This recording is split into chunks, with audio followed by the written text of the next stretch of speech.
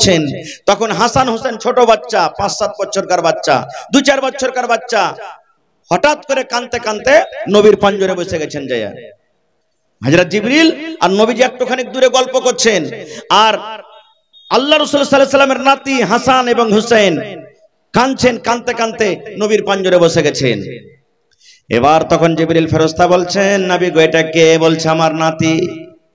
জিবরিল ফেরেশতা বলছেন, নবী গো আপনার নাতিকে আপনি কত ভালোবাসেন। এবার নবী বললেন, জিবরিল রে আমার নাতিকে আমি অত ভালোবাসি, যে আমার নাতিকে ভালোবাসে সেই নবী যেন আমাকে ভালোবাসলো। আমার নাতিকে যে মহব্বত করে আমার সাথে মহব্বত করলো, আর আমার নাতিকে যে ভালোবাসে না, মহব্বত করে না, সেই যেন নবী আমি আমার সাথে সে মহব্বত করলো না। এবার জিবরিল আমিন বললেন, নবী গো যে নাতিকে আপনি এত আদর দেন, এত ভালোবাসেন, তার ভালোবাসাটা আপনার ভালোবাসা, তার নারাজগিকে আপনার নারাজি, আপনার মরে যাওয়ার পর, আপনার দুনিয়া থেকে চলে যাওয়ার পর একটা এমন সময় আসবে, একটা এমন টাইম আসবে, আপনার এই নাতিকে কিছু মানুষেরা তীর দিয়ে, বললাম যে তলোয়ার দিয়ে, কত রকম কষ্ট আঘাত দিয়ে আপনার নাতিকে দুনিয়া থেকে শহীদ করে দেবেন। যেমন কথাটা শুনলেন, এবারে নবী বলছেন, জিবরিল রে আমার এই নাতিকে এত আদর করি, আমার নাতিকে মারবি, আমার এত নাতিকে কষ্ট দিয়ে মারবি? বলছে হ্যাঁ, আপনার নাতিকে শহীদ করে দিবে। এবার নবী বললেন, জিবরিল আমার নাতিকে যখন মারবে আমি নবী সেই সময়তে বাঁচবো না, থাকতে পাবো না। কিন্তু জিবরিল রে যেই জায়গাতে আমার নাতিকে মারা হবে, তুমি দয়া করে ওই জায়গাটা, ওই জমিনখানা তুমি আমাকে একবার দেখাও তো, যেই জায়গাতে আমার নাতিকে শহীদ করা হবে। ওরে আল্লাহ, এবার আল্লাহ রাব্বুল আমিনের আদেশে জিবরিল আমিন সেই জায়গাটা, সেই জমিনটা, যেই জায়গাতে নবীর নাতিকে শহীদ করা হয়েছে, আল্লাহ রাব্বুল আমিনের আদেশে সেই জমিনখানটা নবীকে দেখিয়ে দেওয়া হলো। শুধু তা নয়, আল্লাহ রাসূল বলেছেন, যত নওজওয়ান, যত যুবকরা জান্নাতের ভিতরে যাবে, যত নওজওয়ান জান্নাতের ভিতরে যাবে রে, আমার নাতি হাসান হোসেন জান্নাতের ভিতরে যাবে। এবং শুধু জান্নাতে যাবে না, সমস্ত নওজওয়ান, সমস্ত যুবকের জান্নাতের ভিতরে সরদার হবেন আমার নাতি হাসান হোসেন। এরকম জান্নাতে সরদারের হাসান হোসেনের মা হলেন ফাতেমা, যে নিজের স্বামীর বাড়িতে কাম কাজ করে হাতে ফোঁসা পড়ে যায়। এবার ফাতেমাটা কি আর একটু জানেন? এই আমার মায়েরা, খালারা, আল্লাহ রাসূল সাল্লাল্লাহু আলাইহি ওয়াসাল্লাম বলেছেন, আমার ফাতেমা জান্নাতের ভিতরে যাবে, আমার ফাতেমা জান্নাতে যাবে, আমার ফাতেমা জান্নাতি মহিলা। আল্লাহ রাসূল বলেছেন, আমার ফাতেমা শুধু জান্নাতে যাবে না রে, যত মহিলারা জান্নাতের ভিতরে যাবে, যত নারীরা জান্নাতের ভিতরে যাবে, সমস্ত নারীদের নেত্রী, সমস্ত নারীদের সরদারনি হবে কে? আমার ছোট বেটি, কলেজার টুকরা ফাতেমা।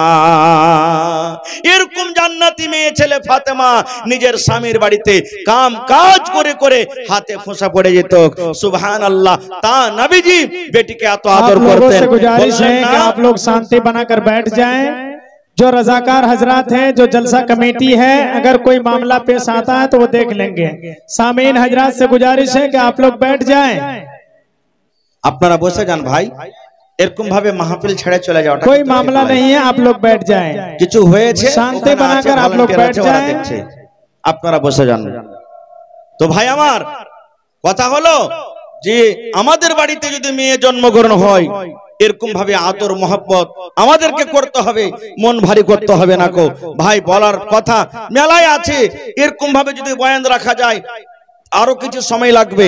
তবে ভাই আজকের জালসা হলো কি কবরস্থানের জালসা নাকি? আজকে জালসাটা হলো কবরস্থানের জালসা। আল্লাহুস সামাদ। आज जलसा कमेटी जो भी हैं रजाकार हजरात से गुजारिश है कि आप लोग जो दौड़ धूप कर रहे हैं या कोई मामला है, आप सामीन हजरात को पंडाल में आने के लिए कहें।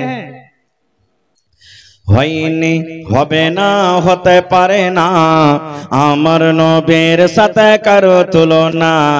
হয়নি, হবে না, হতে পারে না, আমার নবীর সাথে কারো তুলনা। হায়রে তুলনা তো দূরের কথা, ছায়াও মিলে না। হয়নি, হবে না, হতে পারে না, আমার নবীর সাথে কারো তুলনা। হয়নি, হবে না, হতে পারে না, আমার নবীর সাথে কারো তুলনা। সকল নবী রাসূল ছিলেন খোদার দিবানা, দু নয়নে দেখব খোদা ছিল তামান্না। সকল নবী রাসূল ছিলেন আল্লাহর দিবানা, দু নয়নে দেখব আল্লাহ ছিল তামান্না। আরে মর নবীকে ডেকে নিলেন, আরে মর নবীকে ডেকে নিলেন, দেখবে রব্বানা। হয়নি, হবে না, হতে পারে না, আমার নবীর সাথে কারো তুলনা। হয়নি, হবে না, হতে পারে না, আমার নবীর সাথে কারো তুলনা। ইউসুফকে দেখে যারা আঙ্গুল কেটেছে, তারা কি আমার নবীর রূপ দেখেছে? ইউসুফকে দেখে যারা আঙ্গুল কেটেছে, তারা কি আমার নবীর রূপ দেখেছে? আরে দেখতো যদি কেটে দিত, আরে দেখতো যদি কেটে দিত কলিজা খানা। হয়নি, হবে না, হতে পারে না, আমার নবীর সাথে কারো তুলনা। হয়নি, হবে না, হতে পারে না, আমার নবীর সাথে কারো তুলনা। নারে তাকবীর। ভাই আমার, আজকে জালসাটা হলো কবরস্থানের জালসা। আজকে যখন আমরা বাড়িতে বানাই 10 লাখ, 15 লাখ, 50 লাখ, 1 কারোর টাকা আমরা খরচ করে বাড়ি বানাই, থাকবো কতদিন যার কোনো গ্যারান্টি নেই। 1 মাস থাকবো, 1 বছর থাকবো, 50 বছর থাকবো, 1 ঘন্টা থাকবো, কি পাবো না থাকতে কোনো গ্যারান্টি নেই। কিন্তু সুবহানাল্লাহ, কবর একটা এমন জায়গা, কিয়ামত পর্যন্ত সেই জায়গাতে আমাদেরকে সোজা থাকতে হবে। এমন দামি জায়গা। আজকে আমরা ঘর বাড়ি আমরা বানাইতে যাচ্ছি, কত টাকা খরচ হয়, সুবহানাল্লাহ। ভাইরে, আজকে আপনাদেরকে নিয়ে এখানকার এলাকার মানুষ, গ্রামের মানুষ একটা জালসার আয়োজন করেছে, যে শুনতে পেলাম জমিন কিছু পাওয়া গেছে, কবরস্থানের জমিন কিনতে হবে, টাকা লাগবে, যার কারণে আজকে জালসাটা লাগানো হয়েছে। এটা খুব দরকারের জিনিস। আল্লাহুস সামাদ, আমরা মুসলমান, আমরা যখন মরে যাব আমাদেরকে জানাজা পড়ে কবরে মাটিতে দফন করবে, আমাদেরকে কবরের ভিতরে থাকতে হবে। এই জন্য কবরস্থানের জালসা, ভাই আমার, 1 টাকা, 2 টাকা, 5 টাকা, 10 টাকা যা পারবেন যে আমি আপনাদের কাছে নিব। তার আগে আমি একটা আবদার রাখছি, দেখি কোন আল্লাহর বান্দা আছেন যে কবরস্থানের জন্য 1 কাঠা 2 কাঠা জমিন কেউ দান করতে পারবেন।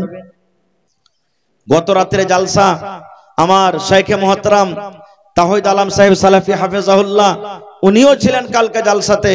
আল্লাহুস সামাদ, এই মির্জাপুরে 7 কাঠা জমিন ওখানে দান হয়েছে, মসজিদের জালসা ছিল। আজকে দেখি যেখানে কবরস্থানের জমিন নেওয়া হবে, ওইখানে যদি কোনো ভাই পারেন, কাহারি জমি থাকে তো 1 ডিসমিল হোক, 1 কাঠা হোক জমিন আপনি সেখানে দিয়ে দিবেন। আর ওখানে আপনার যদি জমিন না আছে, মাঠে ময়দানে অন্য জায়গাতে আছে, তা 1 কাঠা জমির দাম বা আধ কাঠা জমির দাম যা হবে, বা 1 ডিসমিল জমির দাম যা হবে, আপনি সেই জমিনটাকে কিনে আপনি ঈদগাহের কবরস্থানের জন্য আপনি দিয়ে দিবেন। তো দেখি কোন আল্লাহর বান্দা আছেন আজকে জালসাতে 1 কাঠা কিংবা 2 কাঠা কিংবা 1 ডিসমিল জমিন দান করতে পারবেন, কিংবা 50,000 টাকা একটা লোক দান করতে পারবেন। দেখি আল্লাহর কোন এমন বান্দা আছেন এই কবরস্থানের জমির জন্য 10,000, 20,000, 5,000 করে করে কতটি লোক দিতে পারবেন। কমিটির লোককে বলবো মা খালাদের পিন্ডালে চাদর দিয়ে আপনারা পাঠিয়ে দেন। মায়েরাকে বলবো, হে আমার মায়েরা, আজকে আপনাদের বয়ান আমি রাখলাম, আল্লাহ রাব্বুল আলামিন আপনাদের মান সম্মান অত দিয়েছেন। মানুষেরা জুলুম অত্যাচার করছে করুক, সমাজ জুলুম অত্যাচার করছে করুক, এর হিসাব সমাজ কিয়ামতের দিন দিবে।